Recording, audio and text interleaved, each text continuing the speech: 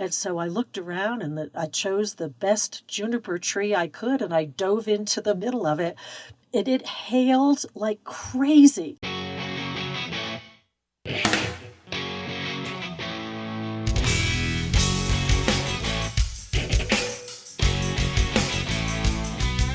Hi, I'm Brie Stockwell.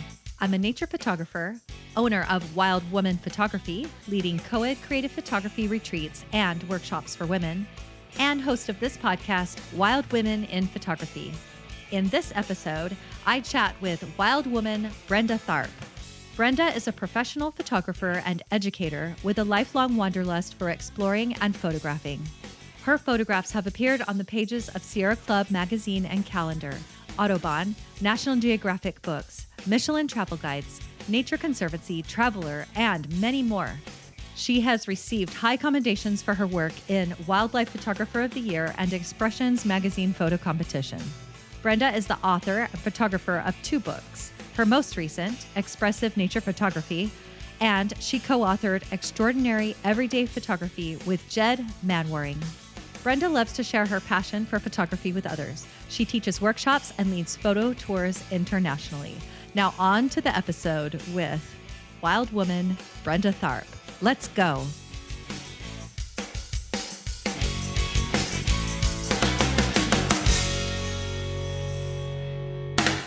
I know that you and your partner travel full time. And do you have a house somewhere? Or No, not anymore. We have a storage locker in Santa Rosa, California. Yeah. And that's kind of our house. Often we go back there just to dump stuff, switch out seasonal things, because it gets too crowded if you're trying to plan for every season and carry all that clothing and gear with you. So it's close enough in our travels that we typically go back every couple of months and we dump stuff off, we pick up some new things, and we end up kind of hanging around the locker for 3 or 4 days getting things done. And then we head out again. So when we're gone, usually for months at a time. That's fun. I mean, do you think it's fun? I mean, obviously you think it's fun because you're still doing it, but... Yeah. Well, the thing was, in all the workshops that I've been teaching for a long time, and we've traveled a lot with that, but oftentimes when you're doing a workshop, you're there to teach and to earn an income. And if you stay an extra week after that, you're spending all the money you just made, and with hotels and car rentals and so forth. So we've tended to want to drive to a lot of our workshops when we can.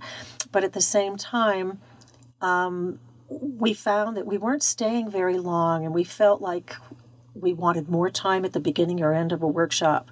So that's kind of where we were thinking about hitting the road more for the workshops at least. And then when the pandemic hit and all the workshop business just tanked, I started thinking, well, maybe this is the time for us to think about going full-time and exploring, and in the process maybe finding where we want to live again. And because the Bay Area has gotten very pricey, and while it's fun, it isn't. So you're not surrounded by nature, and that's kind of what we want to do: is find a place that has just more nature surrounding us all the time.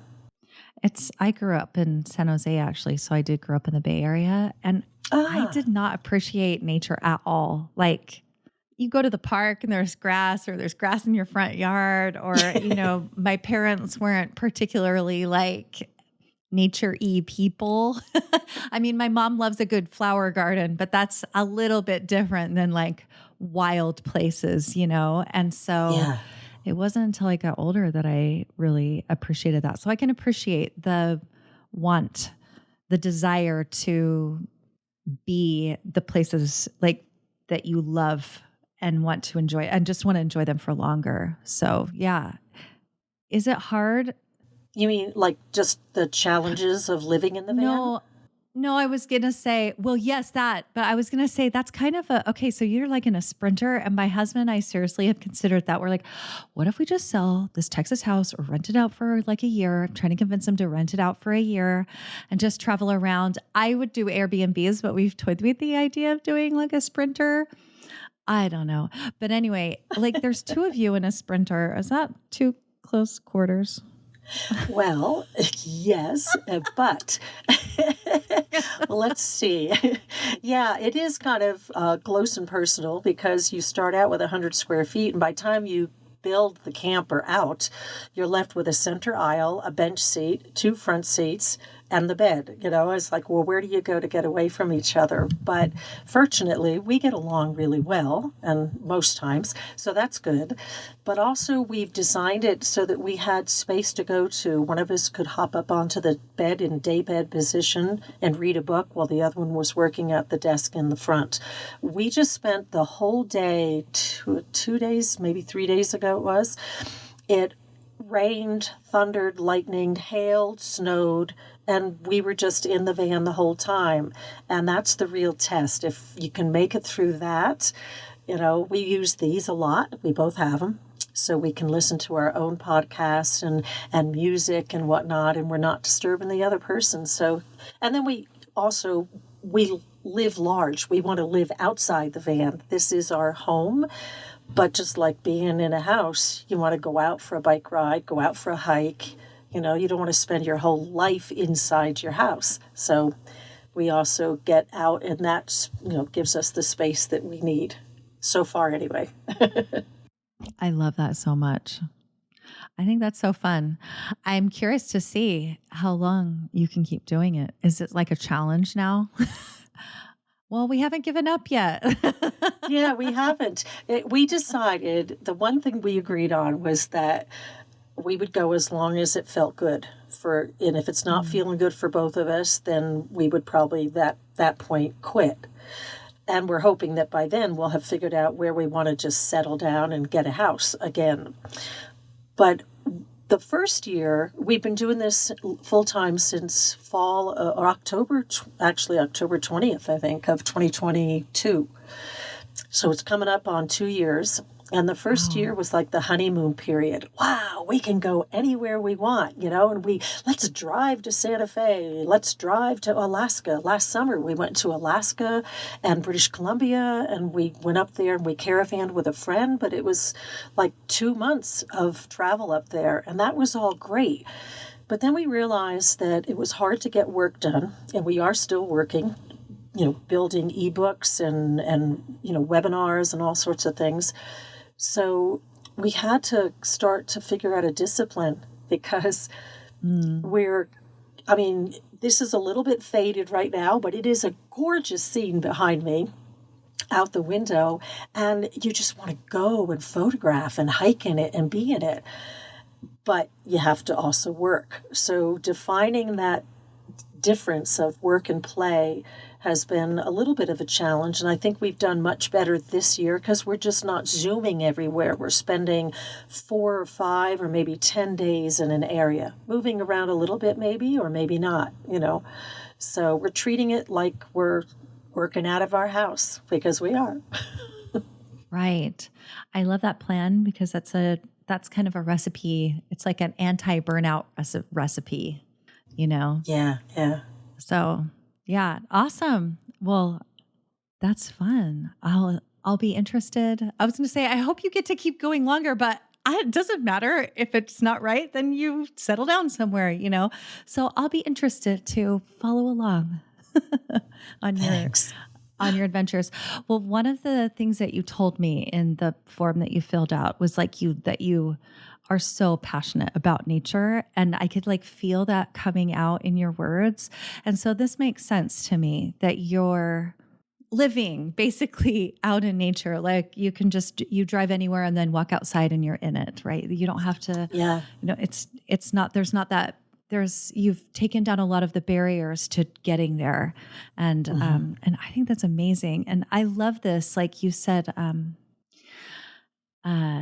hang on a second. Let me just look here. You said, I am simply in love with nature and in awe of the universe. I am. Tell me, let's just start for a second. I want to ask you about, because you told me a couple of these experiences that I think have created that awe for you, or where you've been able to really experience awe? And I love mentioning this book. It's called Awe. Oh shoot, what's the end of it? It's by Dacher Keltner, and it's basically about awe. And it's a really, really good one for anyone that's interested in understanding what this like emotion, this powerful emotion is. It's kind of fun to read it, and then you notice it even more. Will you tell me about the aurora over Mono Lake? Was that like this past year when they were going crazy?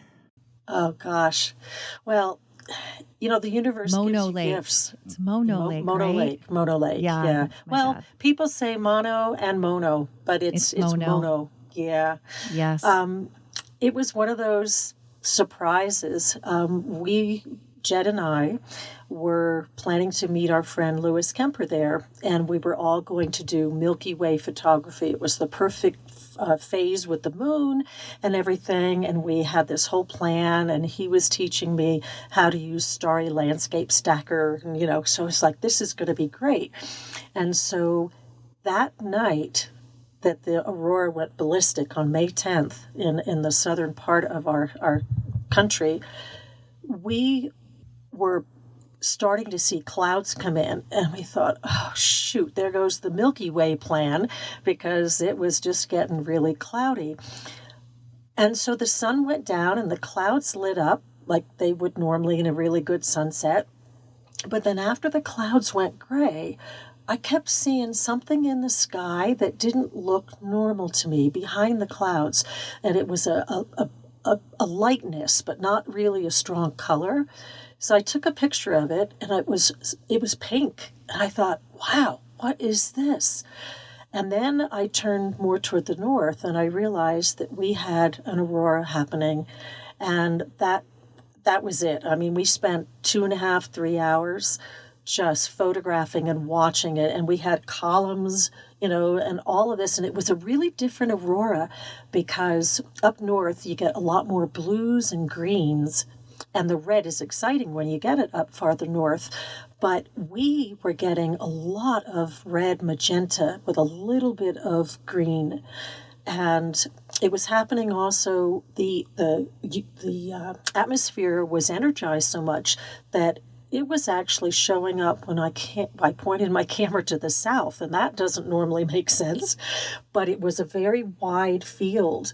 And so it was just, it was hard to stay focused on photography because I kept just looking up with my mouth open. I just was in awe, And I've seen a little bit of aurora in the past up in Alaska, but this was just wonderful. It really was. And we all just were busy, trying to capture everything that we could for the time that it lasted. And the next night, well, then the news came out. Oh, the aurora was fantastic, right? So that night, when it was great, we maybe had about 30 people that had come down to the shore and hike out to the lake edge because they too were thinking stars and Milky Way. So they were all surprised and excited. Well, when the word got out the next night, there must have been 300 people on the shore of Mono Lake. No kidding. The parking lot was packed. And it happened early, and it happened for a half an hour, and it was over. And most of these people that drove hours to get there to witness it missed it. That broke my heart for their sake.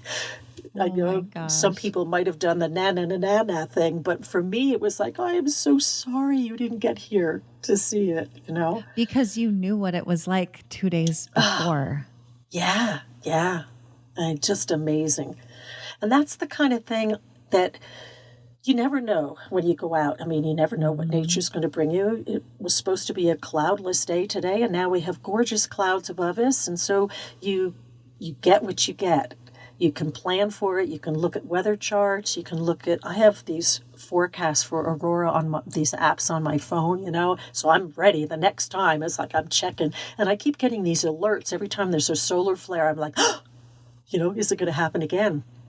And it hasn't yet. But I'm waiting, and I'm ready if it does. Right. And who knew, California is such, at least that part of California is such an unlikely place Yeah. for aurora. I mean, truly is, Yeah. Yeah. I mean, when that was all happening, so I'm down in Austin, Texas, and when that was all happening, people could see it, and I was like, yeah, I know. And they're like, go outside, and I'm like, yeah, but I barely see it. I think I was really terrible about it because I'm like, I just want to see it when it's really good. So Yeah. I just want to bother with it when it's really good. So I don't know. That's amazing. That's really amazing. I've had those moments too, not with Aurora, but like a sunset that keeps going, or even like a slightly cloudy day where it's just kind of a little hazy, but you can like photograph for hours Yeah. because it's like a big softbox on the landscape. Yes. That's really, I'm in awe of that because I'm like, wow, it's like this was made for me at this moment. I can just keep on photographing. And then at some point it's still good, but I'm tearing myself away because I have to eat or whatever it is. I'm running out of water, something, Yeah. So we talked about like, for just a second, like being prepared, checking weather, all of those things, being prepared, but still things are going to get thrown at you. However, there's sometimes when we don't do such a good job. And so will you tell us about this time in Colorado when anyways, you know what I'm talking about. You know the story. I know the story. So just I'll just let you go. All right. Well, first off, before I met Jed, I was living and working as a photographer in Colorado, and every chance I could get, I was up in the mountains hiking and exploring and photographing.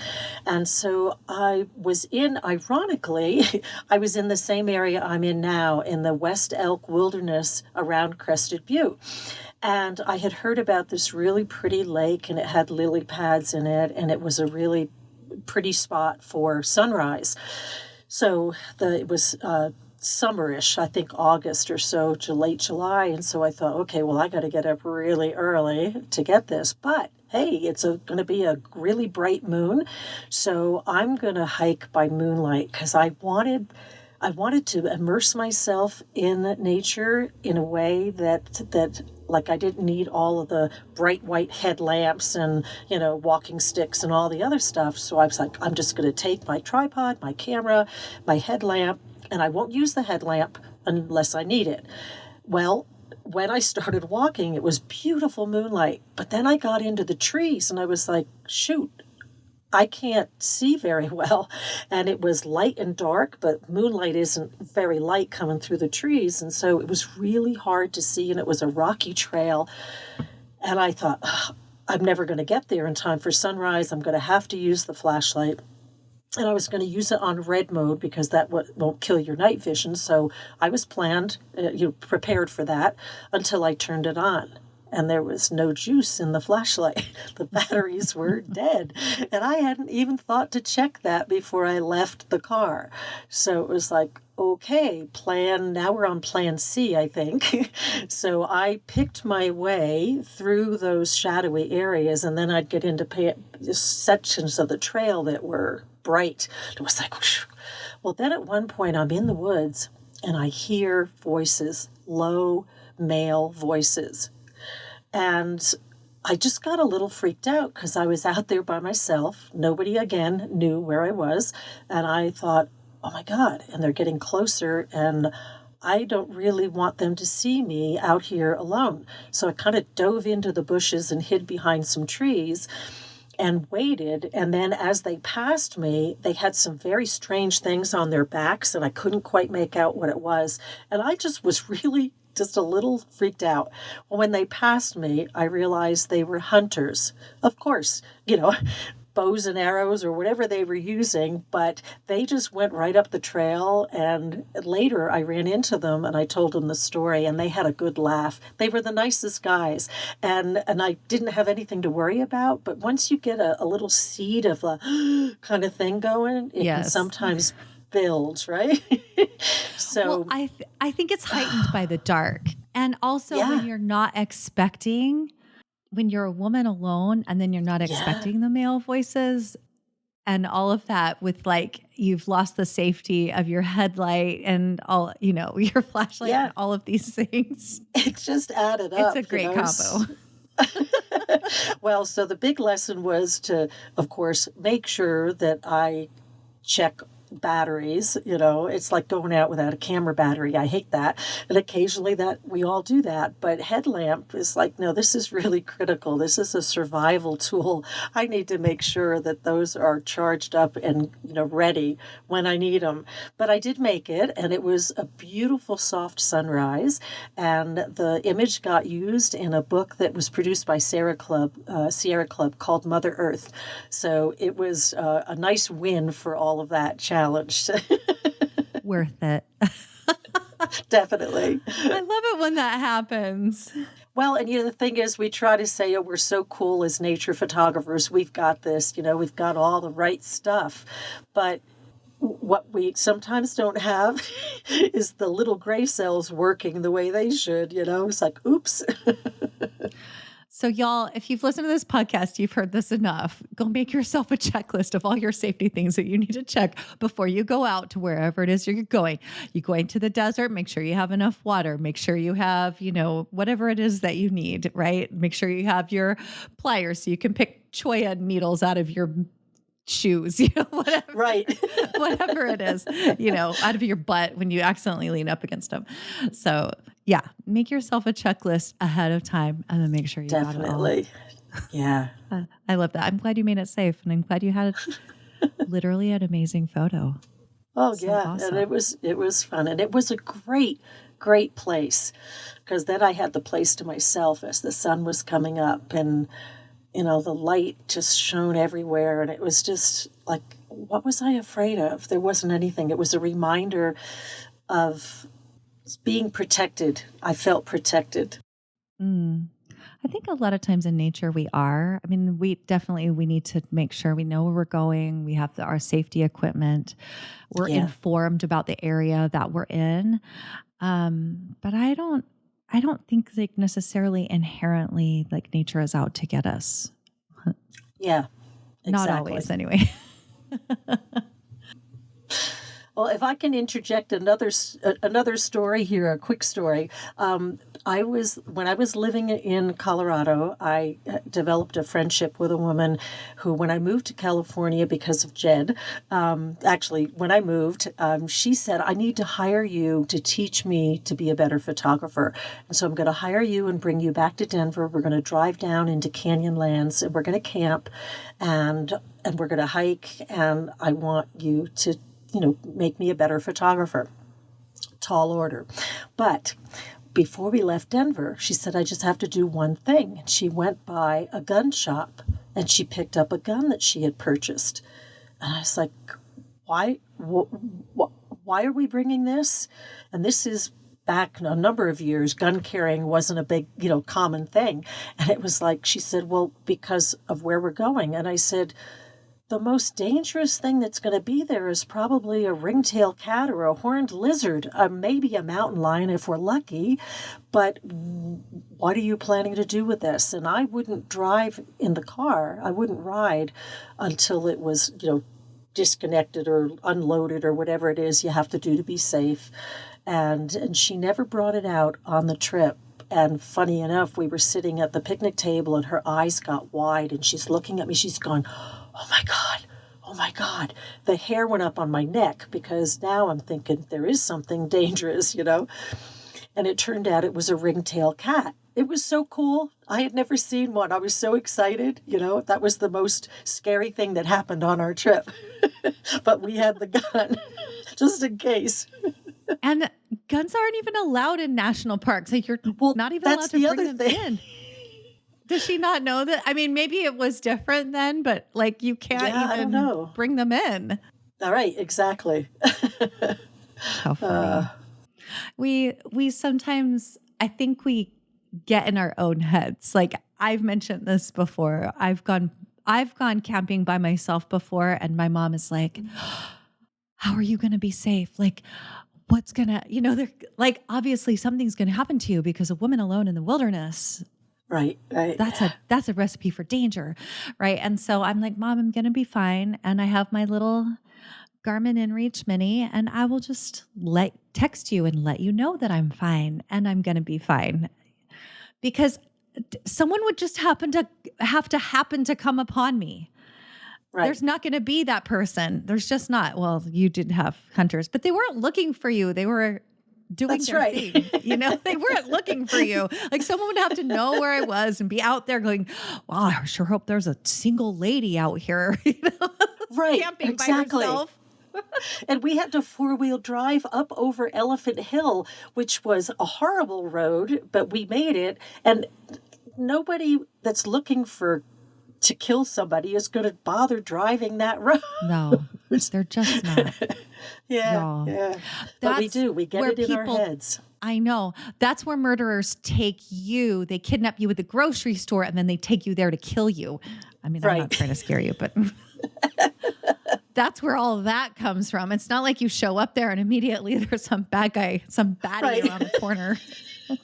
It's not how it works. So Right. I guess you could be in like Joshua Tree.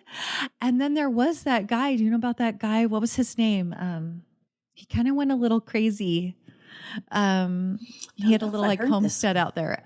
Anyway, John Norris took me out there and we walked around and he wrote all these crazy things on the rocks, this guy.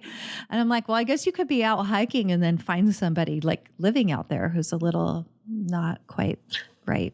But Yeah, anyway. possibly, because people use the desert space as an area where you can go. It's like Alaska, the last frontier.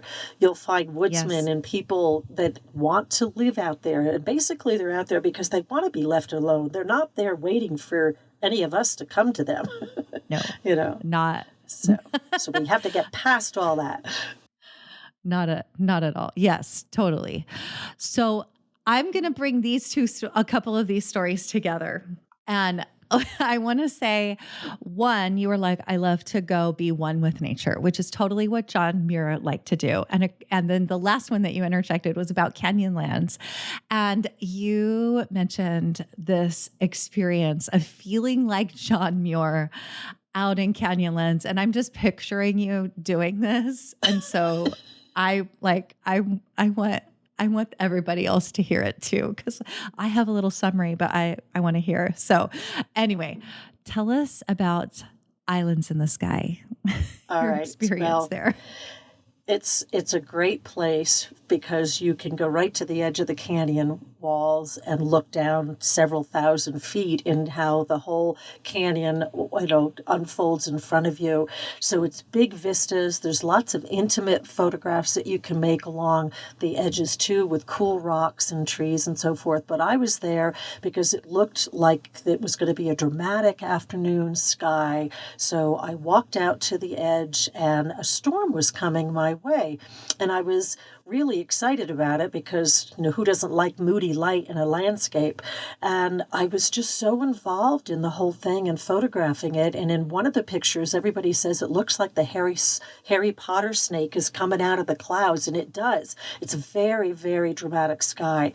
And I just didn't pay attention to the fact that it's coming right at me. And suddenly I realized it's going to hit, and I have no place to go. I wasn't all that far from the car, maybe a half mile, quarter mile, but I would have never made it back to the car because it was on me so quickly. And so I looked around and I chose the best juniper tree I could and I dove into the middle of it. And it hailed like crazy. And I was protected inside that tree and my camera was protected. And I'm looking out, I'm going, this is just amazing. And I felt like John Muir, and he had climbed a tree like 80 feet up to ride out a storm to feel the power of nature. And I hadn't planned on doing that, but what a gift, because I was dry enough and safe. And I got to just watch this whole storm unfold. And it was just, oh my God, it was just awesome. It really was one of the best experiences I've had. And I also got some good photos from it. Always the photo, right? As it goes, yes. Isn't that funny? And Yeah. what happens, I don't know about you, but what happens to me is it's so good and you lose yourself in the photography. And Oh, I'm imagining that's why it came on you so quickly, because we do get lost in the experience of it. And I love that experience of just getting lost in it. But absolutely. then sometimes obviously nature can bring us back to reality, but sometimes it's hard for me to have one eye. Oh, what was I hearing the other day? A horse will do this, watch danger with one eye and then look at you with the other. Like they can do Hmm. that, right? And so, I have a hard time dividing my attention. And I've worked for a long time to give my attention to the photography because it is better when I do that. Yeah. But when you're in that experience of this storm coming to you, I imagine that I think you were just so involved in the moment, and it would have been hard for you to divide yourself.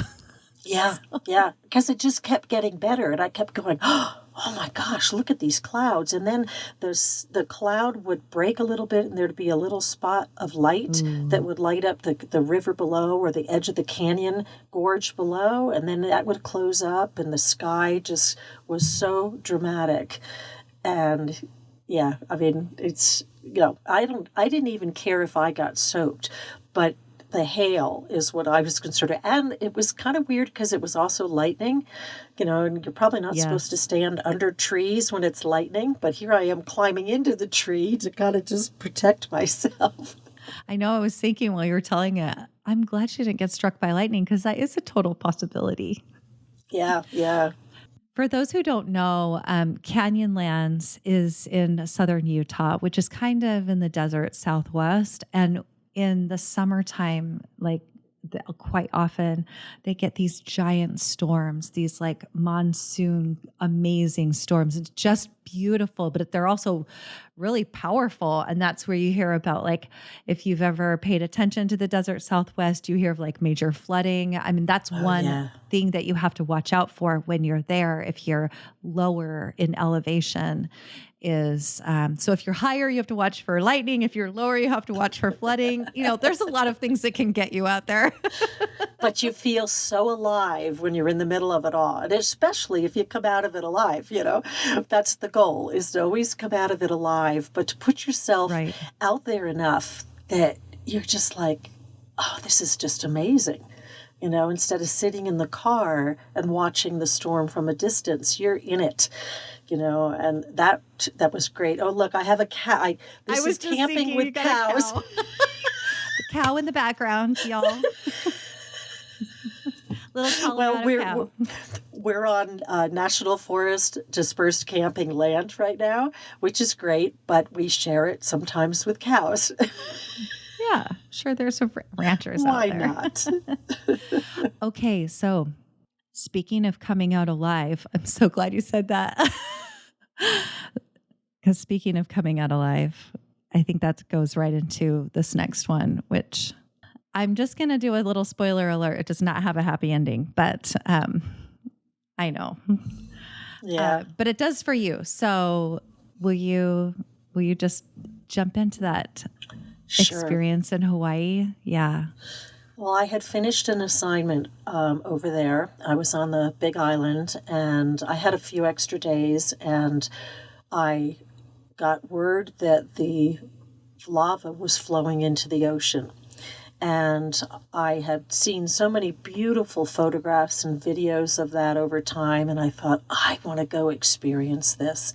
So I drove down to where it was happening, and what was fascinating was there was a trail, and there were people walking out on this trail, and it was demarked by, I guess that's the word, by cones. So you kind of knew that this was the way to get out there to the edge so you could see the lava flowing into the sea. And it was late afternoon, like maybe 2 hours before sunset or so, maybe a little less. And so I parked, and like lemmings, I got in line, and we just threaded our way out to the edge. And in broad daylight, it's not as magical because while you can see the lava and a little and the steam, it's too bright. So I knew that I was going to have to wait. So I just kind of hung out there and I waited. And as the sun was setting and it got dark enough, then you were going to be able to see that beautiful glow. Well, I watched people were going down inside like a hole in the lava and coming out on a little beach and then walking on some lava over to a ridge. And there were about 20 people or so on the ridge. So I thought, well, okay, everybody's doing it. It must be safe, right? So I went down and I followed suit and I got out there and I was standing on a ridge of lava, and right in front of me, well, not 10 feet, but 40 feet in front of me, the lava was dripping into the sea and it was coming through a lava tube. And oh my God, it was amazing. I was mesmerized by it. And I took a couple pictures, but there was a voice inside my head that said, you've got to get out of here. This is really dangerous. The ocean was right down below us, about 12 feet. And I turned to everybody and I said, this is really stupid. This is too risky. We need to back off this ridge and go back where it's safer. And, some people listened and some people just kind of blew it off. And there was a gentleman next to me who was German. He spoke some English, but not totally conversant. And I tried to tell him where he was really dangerous. And he was down the ledge. Well, when I turned around to leave, I suddenly realized that all of us had been walking on lava that was still not totally cool. So in the cracks, you could see the lava glowing. You could see it. And I thought, oh my God, we're going to break through when we try to walk back. So it took me about 10 minutes to get up the courage. And I thought very light thoughts, like I wanted to run across this thing because I was panicked that we were going to break through. And we actually could have, so that was really scary in itself. And I got back safely and several people were with me and we got to our cars. I went back to the hotel room and the next morning I heard people talking about a local earthquake, which happens a lot around volcanic activity, and that a volcanic ledge had crumbled and about a dozen people got scalded and a German man had gotten swept away into the ocean. Even today, every hair on my arm and neck is up right now just telling this because it could have been me. I was standing right next to him. And what made me have that instinct of getting out of there? And I couldn't convince him to leave. He was like, no, I, must make pictures. And he did. And they went with him into the ocean. And so to this day, I think about that. And I think there's risk to get a photograph, but it has to be a calculated risk. You need to know that, that you're not at such high risk that you could die just to make a photo. I don't personally think it's worth it. It's a photo, it's a memory, and it could be a great photo, but if you're not around to share in all the accolades you might get for that photo, what's the point? So I learned from that, and I learned to trust even more that sixth sense that said, get out of here now, something's not right. And I'll tell you, when I heard that the next day, it was like, thank you, universe. Whatever was put into my head saved me from being dead. Right. Yeah. Y'all, are you quiet now? Is everyone does everyone else have goosebumps too? Yeah. And I'm finally at a point where I can tell that story without choking up most times because it broke my heart that one of the people died in the, just because of that. And I think we were drawn to it because it's mesmerizing. And we do still, I think, no matter what age you are, you think you have a certain bit of immortality, and that gets in there. It's like, it's not going to happen to me. Well, it almost did. And it did happen to someone right next to me. And so that was a real eye-opener. And a big lesson that came out of that was tell somebody where you're going. I didn't even tell the hotel that I was going down to walk on this trail. I mean, I didn't think about it. And now I realize that I need to make sure that somebody knows that I'm going into an area that might be risky in case I don't come out, so they can come looking for me. Again, a good reason for the little InReach mini, because you can, like, if it's tracking your location, it finds your last one, and Right, and I didn't have that in this at the time. That story's an older story, and I didn't have that, and the cell phone tracking, none of that was in effect. So thank goodness we have all that now. But, right, exactly. Yeah. So we do have all those things. Yeah. I think another lesson that, like, I'm taking away from this is just because other people are doing the thing doesn't mean I need to follow. And so maybe even if people are doing something, I might want to look around and, see if that's something that I want to do, and I mean, I know that you were like, oh, it looks safe because those people are doing it, right? But I always think it's worth a second look. And that's what I'm taking away, that it's worth a second look, that the second look might save me. And that's okay too, Exactly. Yeah. No photograph is really worth it. Well, he did go doing something he loves. Yes. I'm not laughing about it, but I also am like, I feel him. Like, it's going to be fine. I'm making photographs. I'm in the moment, Yeah. So like, I think we all can empathize because we've all been at that moment. Like, I don't want to leave. This is so great. Yeah. You also did such a great job of, like, can you imagine if you had just left and didn't say anything? I'm sure you've thought about this before too, right? So I think it is important when you see the danger to tell people around you. Yeah. Too. Yeah. And you might get two people listening to you. And the people that did listen, ironically, didn't get scalded. The people that stayed, out of the 20 of us, 12 people got scalded from the caustic seawater, hot and caustic seawater, and they had to be treated at the emergency room. So, yeah, and I figured I have to, you just want to reach out. You want to make people around you aware if you can, they might think you're crazy, but those that follow you might be safe. So, right, exactly. So it's good to be the leader when you do see that it's dangerous.